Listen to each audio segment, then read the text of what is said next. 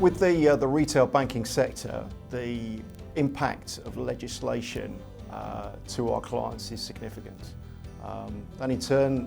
is included within the EU Money Laundering Directive, which comes into play in June of this year. The Immigration Act, the second bill that was passed November last year. And in terms of some of the Payment Services Directive and the Phase 2 implementation. So a number of companies have approached us in terms of how best we can support them. And although Experian may not have every single answer, there are a number of ways that we can support our clients, both in terms of identifying through their own customer portfolios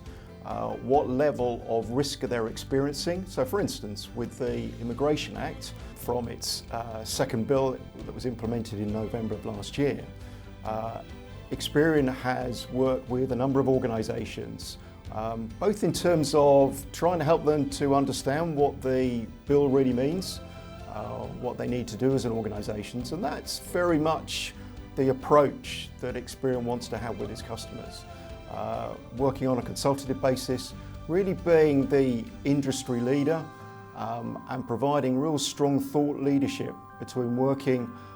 and understanding the impact of that legislation, and also in terms of what we can do as a business to support them as well.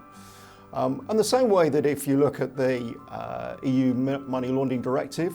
which comes into play in June of this year, there are a number of steps that the retail banking sector needs to adopt, and in fact, not only just the retail banking sector, but other organisations across the board, in terms of ensuring that they really know who they're doing business with. They've got a real clear understanding of what risks they're taking on board and how Experian can help them with the type of services, that whether it may be through fraud prevention, whether it's through knowledge of customer information, through our PEPs and sanction screening,